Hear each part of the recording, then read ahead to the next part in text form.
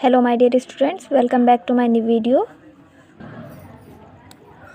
Open page number 31, day 86, part 5, पर्यावरण प्रदूषण लेख।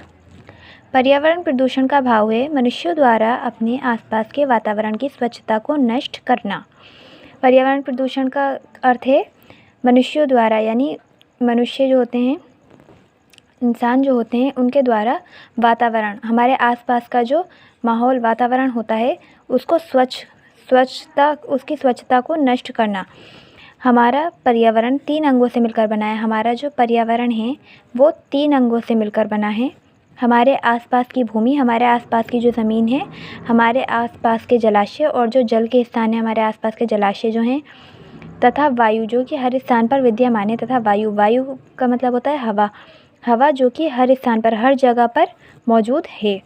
इन तीनों अंगों को अलग अलग वस्तुएं प्रदूषित करती हैं और इन तीनों ही अंगों को अलग अलग वस्तुएं जो हैं प्रदूषित यानी गंदा करती हैं। वायु विषैली गैसों तथा धुएं से प्रदूषित होती है।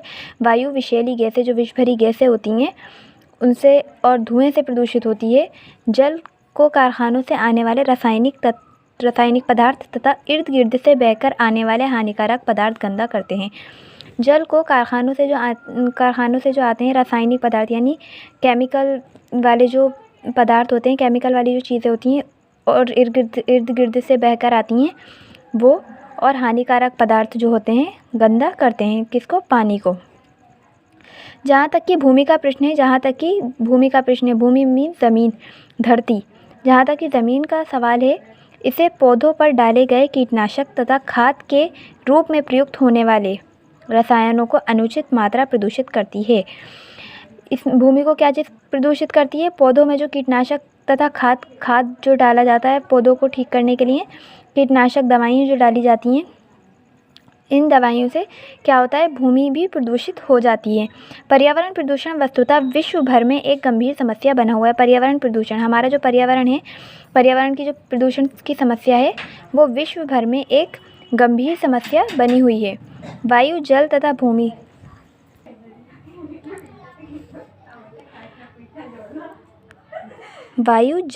भूमि तीनों ही पृथ्वी पर वर्तमान जीवों की प्राथमिक आवश्यकताएं हैं।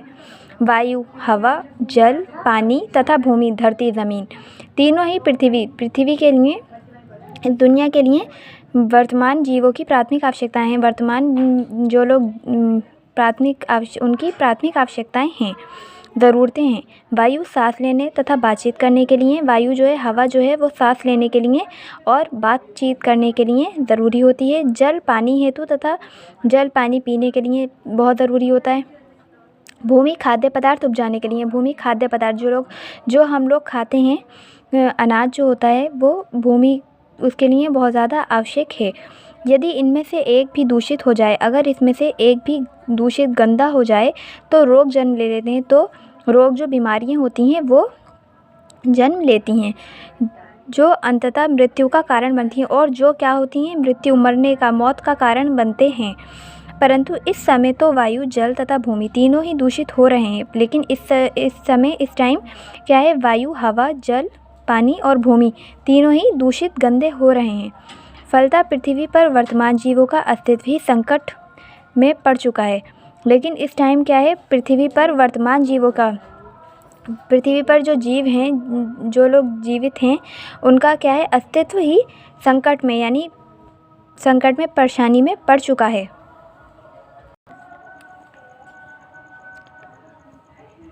वायु के दूषित होने से श्वास से संबंधित रोग उत्पन्न हो जाते हैं। वायु के दूषित, यानी हवा जो है वो जब हवा गंदी होती है, दूषित होती है, तो उसमें श्वास से संबंधित रोग होते हैं। श्वास मतलब सांस से संबंधित रोग हो जाते हैं, बीमारियां हो जाती हैं, जो फेफड़ों तथा हृदय पर सीधा कुप्रभाव डालते हैं। और जो काय पे प्रभाव डालते हैं? फेफड़े और हृदय, दिल पर सीधा प्रभाव डालते हैं। प्रदूषित जल पेट के रोगों का कारण बनता है। यही नहीं कि जलाशयों में रहने वाले जलचरों, मछलियों आदि के विनाश का कारण भी बनता है। यही नहीं, प्रदूषित जल जो होता है पेट के रोगों का, पेट की जो बीमारियां होती हैं उसका कारण बनता है। और जलाशयों में रहने वाले जलचरों, जलाशयों में यानी जो नदियाँ होती हैं, समुद्र होते हैं, उसमें जो रहते हैं यानी कि मछलियाँ होती हैं उसके विनाश का यानी उनको ख़त्म करने का कारण भी बनता है। भूमि प्रदूषण खाद्य पदार्थों के उत्पादन पर सीधा प्रभाव डालता है और भूमि प्रदूषण यानी धरती ज़मीन पे जो प्रदूषण होता है वो खाद्य पदार्थों पर के उत्पादन पर सीधा प्रभाव डालता है। खाद्य पदार्थ यानी जो खाद्य पदार्थ उपजने के लिए होते हैं जो हम लोग खाते हैं उस पर सीधा प्रभाव डालता है। तीनों प्रकार के प्रदूषण सम्मिलित रूप में वातावरण की स्वच्छता के साथ साथ उसके प्राकृतिक सौंदर्य पर भी आघात करते हैं।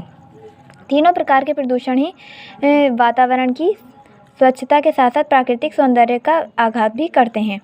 कहने को तो सभी लोग प्रदूषण के विरुद्ध अपना मत व्यक्त करते हैं। कहने को तो सभी लोग प्रदूषण के विरुद्ध खिलाफ उसके अपना मत यानी अपना जो है मत व्यक्त करते हैं, परंतु क्रियात्मक रूप में प्रदूषण को बढ़ावा देते हुए नज़र आते हैं। लेकिन प्रदूषण को बढ़ावा कौन देता है? सभी लोग प्रदूषण को बढ़ावा देते हैं। यदि गहनता से विचार किया जाए, यदि अगर हम संभाल कर इसको सोचें इस बात को, तो वायु प्रदूषण का मुख्य कारण है सड़क वाहनों के इंजनों से निकलने वाली विषैली गैस। अगर हम ध्यान दें इस बात पर कि वायु जो प्रदूषण होती है वो कैसे होती है? सड़क पे जो गाड़ियाँ चलती हैं, वाहन चलते हैं इंजनों से, और उसके जो इंजन से धुएँ निकलते हैं, जो विषैली गैस होती है, दिन प्रतिदिन इन वाहनों की संख्या बढ़ती जा रही है और ये जो वाहन हैं, गाड़ियाँ हैं जो सड़क पर चलती हैं, ये दिन ब दिन बढ़ती जा रही हैं। हमारा देश मुख्यतः कृषि प्रधान देश है। हमारा देश जो है कृषि प्रधान देश है। उद्योगों का विकास हमारी उपजाऊ भूमि के बिना हानि पहुंचाए होना चाहिए। और उद्योगों का विकास जो है, किसी भी चीज़ का अगर विकास होता है, उद्योगों का विकास होता है, तो हमारी उपजाऊ भूमि जो हमारी ज़मीन धरती है उसको बिना हानि पहुंचाए, बिना किसी नुकसान पहुंचाए होना चाहिए। यही नहीं, उद्योगों का अनुपात भी उचित मात्रा में ही होना चाहिए और उद्योगों का अनुपात जो है वो भी उचित ज़्यादा मात्रा में होना चाहिए। परंतु पश्चिमी देशों की अंधाधुंध नकल करके हम इस अनुपात का उल्लंघन कर रहे हैं। लेकिन हम जो दूसरे देश हैं उनकी नकल करके इसका उल्लंघन कर रहे हैं, यानी इसका जो नियम है वो तोड़ रहे हैं, जिसके फलस्वरूप उर्वरा भूमि समाप्त होती जा रही है तथा वातावरण का प्रदूषण बढ़ता जा रहा है। और जिसकी वजह से वातावरण का जो प्रदूषण है, जो हमारे आसपास का माहौल है उसका जो प्रदूषण है, वातावरण का प्रदूषण है, वो बढ़ता ही जा रहा है। बढ़ती हुई जनसंख्या की आवश्यकताओं को पूरा करने हेतु भूमि में रासायनिक खाद का अत्यधिक प्रयोग भूमि को दूषित कर रहा है। जो जनसंख्या बढ़ रही है उसकी वजह से भी बढ़ती हुई जनसंख्या की आवश्यकताओं को पूरा करने, जो जनसंख्या बढ़ रही है उसको पूरा करने से भी भूमि में रासायनिक खाद का जो अत्यधिक प्रयोग है दूषित कर रहा है भूमि को। यही नहीं, खाद्य पदार्थों में भी इन रसायनों का प्रयोग होने लगा है। और खाद्य पदार्थों जो हम लोग खाते हैं, जो चीज़ें भूमि में जो है भूमि से आती हैं, वो भी उसमें भी जो है रसायनों का प्रयोग होने लगा है, जो स्वास्थ्य के लिए अत्यंत हानिकारक है और जो स्वास्थ्य के लिए बहुत ही हानिकारक है। सरकारें भी पर्यावरण प्रदूषण के विरुद्ध झूठे मौखिक उद्घोष कर रही हैं और सरकारें हैं वो भी पर्यावरण प्रदूषण के विरुद्ध झूठे मौखिक उद्घोष कर रही हैं। वास्तव में वोटों के आश्रय पर चल रही है तथा वातावरण को गंदा करने वाले बड़े बड़े उद्योगपतियों के आगे नतमस्तक रहती हैं। स्पष्ट है कि उनके बड़े बड़े सुधार प्रयत्न वास्तव में खोखले और आधारहीन होते हैं। स्पष्ट है यानी ये बात जो है स्पष्ट हो चुकी है कि बड़े बड़े सुधार प्रयत्न वास्तव में खोखले और आधारहीन होते हैं। कह रहे हैं कि सुधार के जो प्रयत्न कर रहे हैं, जो कोशिशें वो कर रहे हैं, वास्तव में वो खोखली, बेकार हैं और आधारहीन होते हैं, जिसका कोई आधार ही नहीं है।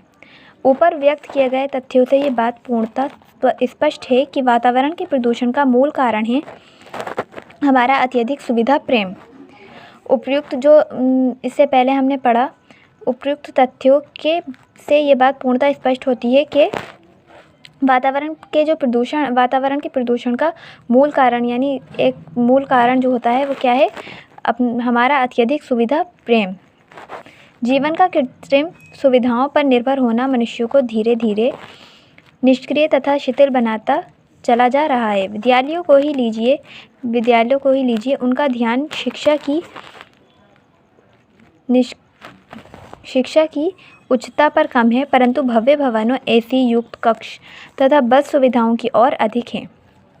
विद्यालयों को ही ले लीजिए, उनका ध्यान भी जो है शिक्षा की उच्चता यानी शिक्षा को ऊंचा करने पर नहीं है, परंतु भव्य भवन होते हैं, एसी युक्त कक्ष तथा बस की सुविधाएं जो होती हैं, बस की सुविधा की ओर अधिक है। विद्यार्थी जीवन तपस्या का जीवन होता है। विद्यार्थी का जो जीवन होता है, उसकी जो ज़िंदगी होती है, वो किसका जीवन होता है? तपस्या का जीवन होता है, जिसमें छात्रों को शारीरिक रूप से श्रम समर्थ, बौद्धिक रूप से कुशाग्र तथा नैतिक रूप से उच्च बनाने पर बल दिया जाना चाहिए। जिसमें छात्रों यानी जो छात्र होते हैं, स्टूडेंट्स होते हैं, उनके शारीरिक रूप से श्रम समर्थ, उनकी बौद्धिक रूप से कुशाग्र तथा नैतिक रूप से उच्च बनाने पर बल दिया जाना चाहिए। खेद का विषय है कि इन तीनों उद्देश्यों में से एक उद्देश्य की पूर्ति के लिए भी आज के विद्यालय प्रयत्न नहीं कर रहे हैं। खेद का विषय है यानी बड़े दुख का विषय है कि इन तीनों उद्देश्यों यानी ये जो तीन बातें बताई गई हैं, तीन उद्देश्य बताए गए हैं, उसमें से एक उद्देश्य पर भी कोई भी विद्यालय, कोई भी स्कूल प्रयत्न नहीं कर रहे हैं, कोशिश नहीं कर रहे हैं। प्रदूषण का एक चौथा मुख्य कारण है शोर शराबा, जो घटने के स्थान पर बढ़ता ही चला जा रहा है। शोर शराबा जो है वो बढ़ता ही चला जा रहा है। इसके पीछे भी कुछ ऐसे आविष्कार हैं जो आर्थिक दृष्टि से भले ही उपयोगी माने जाएं, किंतु पर्यावरण की दृष्टि से हानिकारक हैं। जो आर्थिक दृष्टि से तो उपयोगी माने जाते हैं, लेकिन पर्यावरण की दृष्टि से वो हानिकारक ही हैं।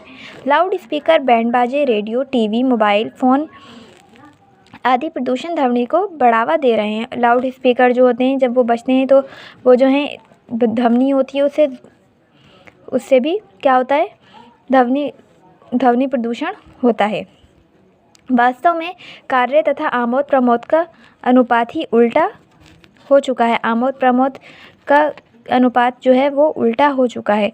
पहले आमोद प्रमोद को कार्य के श्रम से थक जाने के पश्चात ही उचित माना जाता था। पहले आमोद प्रमोद का मतलब होता है खुशी मनाना, रंगरलियाँ मनाना।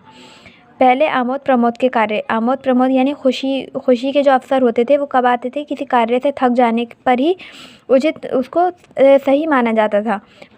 लेकिन अब आमोद प्रमोद से थक जाने के पश्चात ही कार्य की ओर ध्यान दिया जाता है। जब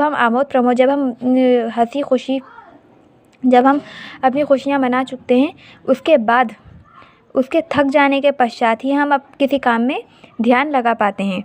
यही नहीं, काम करते समय भी आमोद प्रमोद के साधन चालू रहते हैं। यदि अगर हम कह रहे हैं यही नहीं, बल्कि अगर हम काम भी करते होते हैं तब भी आमोद प्रमोद के साधन जो हैं हमारे चालू रहते हैं। फलतः कार्य की श्रेष्ठता पर सीधा प्रभाव पड़ रहा है, और जो काम की हमारी श्रेष्ठता है उस पर सीधा असर पड़ रहा है। शिक्षा के स्तर पर में आने वाले पतन का यही एक मुख्य कारण है, और शिक्षा के स्तर में आने वाला ये एक मुख्य कारण है। निष्क्रिय रूप में यही कहना उचित होगा कि विद्यार्थियों को पर्यावरण के प्रदूषण के कारणों को भलीभांति समझ लेना चाहिए। विद्यार्थियों यानी जो स्टूडेंट्स हैं, उनको पर्यावरण के प्रदूषण के जो कारण हैं उनको भलीभांति बहुत ही अच्छे से समझ लेना चाहिए, क्योंकि वे ही आने वाले कल के नागरिक होंगे, और वो जो होंगे आने वाले कल के नागरिक होंगे। जब बड़े होकर वे देश की बागडोर संभालेंगे तो पर्यावरण के प्रदूषण की ये जटिल समस्या और गंभीर रूप लेकर उनके सामने उपस्थित होगी।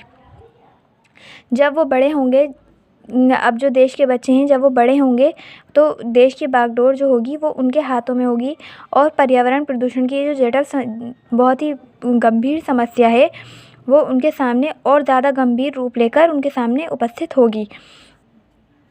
स्टूडेंट्स, ये हमारा लेसन 5 कंप्लीट हो चुका है। जैसे मैंने रीड किया है वैसे ही आपको भी रीड करना है। आगे का वर्क मैं आपको नेक्स्ट वीडियो में बताऊंगी। Good bye students.